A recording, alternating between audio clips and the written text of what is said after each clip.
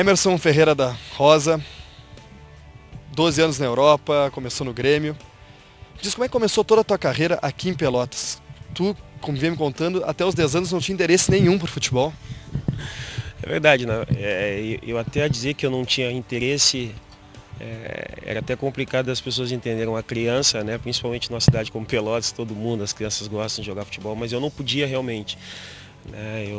Eu tive bronquite do 0 aos 7, que foi, dei muito trabalho para minha mãe nessa época, porque eu acho que as pessoas que têm ou que tiveram sabem o quanto é difícil, né? Uma criança com uma doença dessa, que não pode brincar, não pode correr, vive no hospital fazendo nebulização. Então essa era a minha vida, vamos dizer, do 0 aos 10, né? E que, claro, também se alargou um pouquinho mais, até eu recuperar, vamos dizer, que totalmente disso. Mas até os 10 anos realmente eu não conseguia brincar, nem com os meus amigos na rua, não conseguia correr. Então isso foi muito difícil para mim. E depois dos 10 anos resolvi pela primeira vez chutar uma bola, né, na nossa praia aqui do Laranjal. E foi aonde dali eu não parei mais. Aí eu vi que realmente, mesmo eu tendo aquela doença, eu conseguia jogar. Tua passagem pelo Grêmio foi uma passagem muito importante para tua carreira porque te projetou para a Europa, né? Tu foi campeão da Libertadores, Recopa, campeão brasileiro. Como é que foi esse teu início como profissional no Grêmio? Bom, as coisas aconteceram muito rápidas, né? Comigo eu fui para um peneirão, né? Eu fui para um peneirão onde tinham 200 garotos e ali eu lembro muito bem, lembro como se fosse hoje, né? Ali eles perguntaram para mim a minha posição, na época eu jogava na meia direita, né? O tempo do meia direita. E aí eu olhei para trás, tinham mais 15, né, com a mão levantada.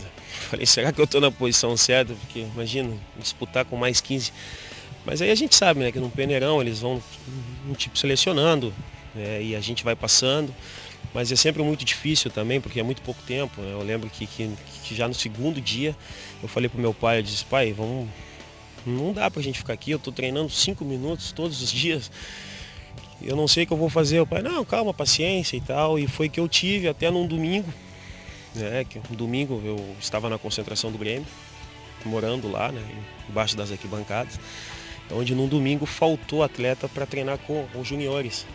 E o nosso supervisor entrou na concentração e perguntou, teria alguém para, né, para complementar, porque faltavam 4, 5 jogadores. E eu já estava de chuteira, já estava arrumadinho, né? Eu vou. E aí foi aonde, depois daquele treino ali com os juniores, eu não tinha nem idade ainda, né? Eu era juvenil. E até na época eu estava com outro colega também que jogava comigo aqui, que era no caso o Marcelo, que nós somos juntos de Pelotas, né? Nós saímos daqui para fazer o teste. E os dois treinaram nesse dia e a gente teve uma surpresa, que o treinador dos juniores naquela época, que era o Ivo Voigtman, nos olhou e falou, olha, a partir de hoje vocês estão no júnior. Eu falei, mas eu não estou nem no juvenil, professor, ainda. Não, a partir de hoje vocês estão nos juniores. Pode pegar as coisas de vocês e passar para lá. Pô, aquilo pra gente foi uma felicidade, né? Foi uma coisa que eu não imaginava que poderia ter acontecido. E aí, infelizmente, depois nós voltamos, né, por um problema que deu, até de negociação, entre a equipe que eu jogava aqui do Progresso com o Grêmio.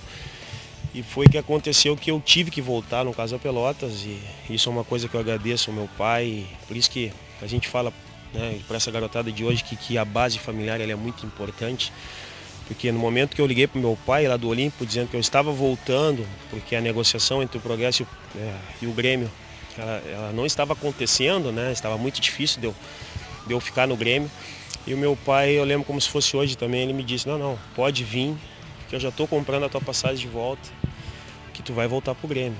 E falou para mim e até para o meu colega, para o Marcelo, né, na época. Só que o Marcelo sempre foi mais tímido, sempre foi mais tranquilo, ele acabou ficando e eu acabei voltando e aí dei continuidade ao meu trabalho. Legal. Na Europa tu passou por Alemanha, Itália, Espanha. Qual foi o país que tu mais te identificou? O povo que tu mais te identificou na Europa? Bom, eu fiquei muito tempo na Itália, né? Eu joguei 8 anos na Itália, em três equipes assim, top do futebol italiano. Então, claro, em cidades diferentes, mentalidades diferentes de equipes. Mas eu acho que é a Itália. A Itália eu me identifiquei muito, até pelo futebol. É um futebol que é muito difícil, é um campeonato muito disputado.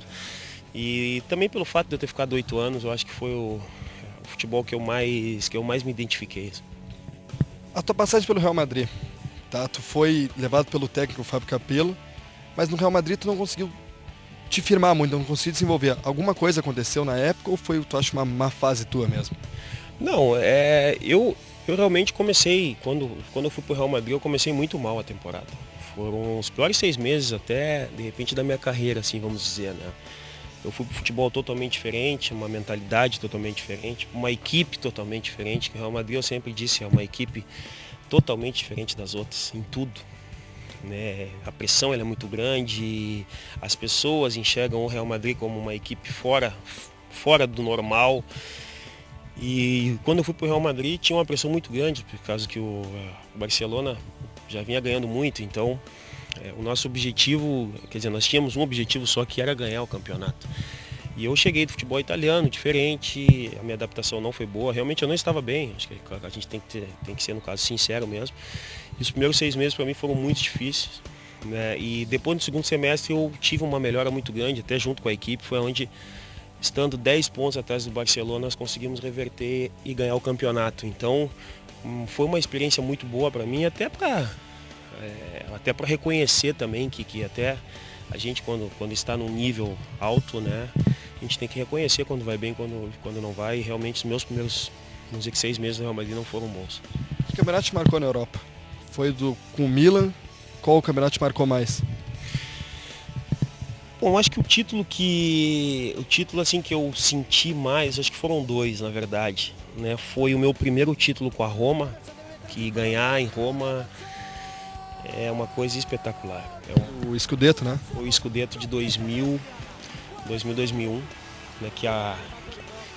Que nós tivemos a possibilidade de ganhar, eu estava naquele grupo. Então, para mim foi um título muito importante, porque a cidade mesmo ela é diferenciada quando a equipe ganha um título. Os torcedores, impressionante realmente.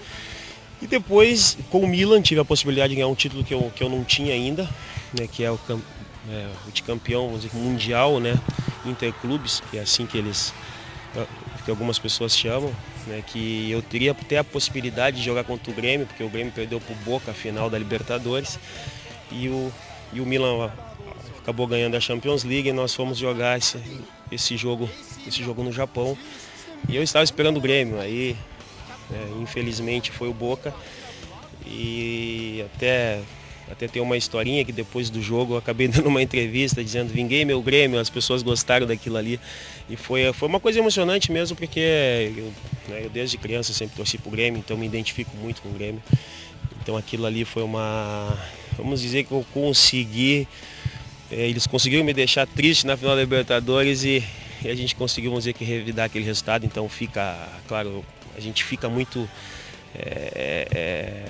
vamos dizer que aquele momento fica gravado na história, assim, vamos dizer que da minha carreira. Seleção brasileira, a gente podia dizer que teve 2 momentos chaves, né? Foi um momento que tu foi chamado em 98 com o corte do Romário e um momento do corte em 2002. Queria que tu falasse um pouquinho desses momentos. Foram 2 coisas, né, vamos dizer que mais ou menos parecidas, né? Minha ida para a Copa do Mundo de 98, eu não esperava, por lugar do Romário, né, o principal jogador da seleção brasileira naquele momento. E então, alguns anos depois, vamos dizer que eu senti a tristeza que o Romário sentiu em 98, onde a minha alegria tomou conta, vamos dizer, né? Mesmo sendo sempre uma coisa ruim você entrar para um lugar de um companheiro daquela forma, mas para mim foi um início dentro da seleção brasileira, foi uma possibilidade, uma oportunidade que eu tive jovem, né, com 21 anos. Então aquilo ali foi uma chance que eu consegui aproveitar bem, e depois dei continuidade por mais 10 anos ali dentro da seleção. Mas um momento triste também depois em 2002, né, com o meu corte, numa jogada boba, num treinamento bobo. Mas são coisas que acontecem no futebol, né? Eu acho que graças a Deus eu tive a força também para superar aquilo ali, porque não foi fácil. Ficar fora de uma Copa do Mundo é realmente muito difícil. Acho que foi o momento mais difícil assim, que tu enfrentou fora de campo da tua carreira. Bom, eu acho que todos nós temos, né, alguns momentos difíceis. Eu acho que profissionalmente sim. Tá? Eu acho que aquilo ali me abateu muito. Porque não, imagina, uma Copa do Mundo, capitão da equipe, nós passamos um ano muito difícil ali, que foi aquelas eliminatórias, o Brasil classificou no último jogo contra a Venezuela, e aí você chega no bem bom, você tá fora, né? E eu estava num momento muito bom da minha carreira, assim também, jovem, capitão da seleção, então claro que isso tudo abate, né? Você não tem, imagina, saindo da Copa do Mundo, o mundo respira futebol, respira a Copa e tudo era notícia e eu tinha que escutar, né? Tudo que acontecia, não conseguia olhar os jogos do Brasil, então foi um momento difícil.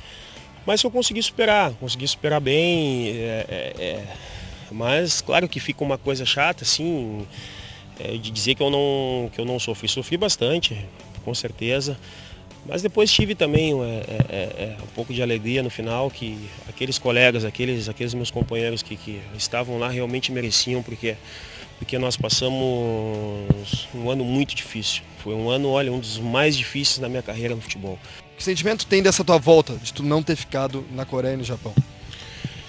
Bom, eu até eles anunciarem a convocação do Ricardinho, né? Eu não acreditava que eu estava fora da Copa do Mundo.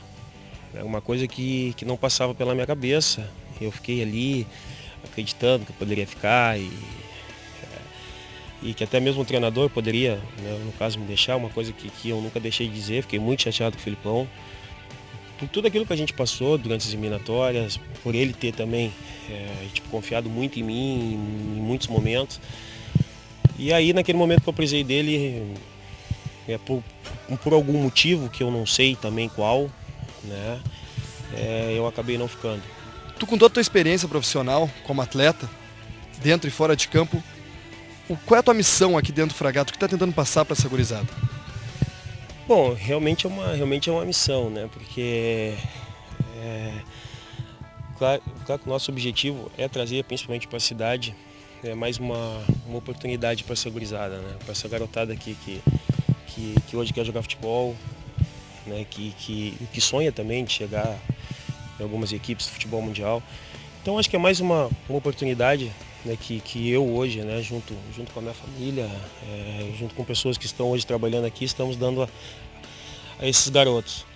Eu acho que para a cidade é muito bom, porque a gente pode ajudar as nossas equipes hoje da cidade, que é o Brasil, Pelotas, Farroupilha, quer dizer, que são equipes profissionais já que disputam competições, então daqui a pouquinho a gente também pode fornecer, né, e dar esse apoio para essas equipes aqui na nossa cidade também. Então acho que o Fragata Futebol Clube vem para somar, né? Vem para ser mais um para ajudar a cidade, para divulgar também, que eu acho que é uma coisa muito importante.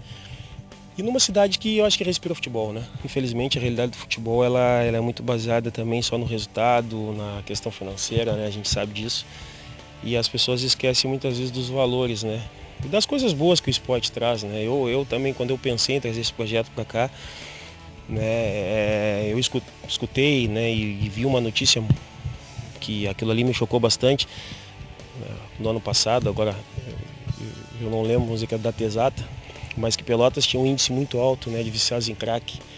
Então a gente sabe que isso acaba com a vida do adolescente, né, acaba com a vida do garoto. E quando a gente escuta essas coisas, a gente sabe que o esporte ele consegue tirar, né, esses adolescentes, esses jovens assim, até mesmo adultos, né, que a gente sabe que o vício ele serve para todos, né? Assim que nós somos perfeitos, mas a gente pode tentar ajudar também nesse aspecto. Então esse é mais o objetivo. Acho que a mensagem que a gente deixa é que nós estamos aqui também para ajudar, não só na parte do futebol, mas também fora dele, que às vezes é até mais importante, né, do que um atleta, né? Que é de tentar resgatar muitos jovens aí também para a vida, vamos dizer, para o dia a dia.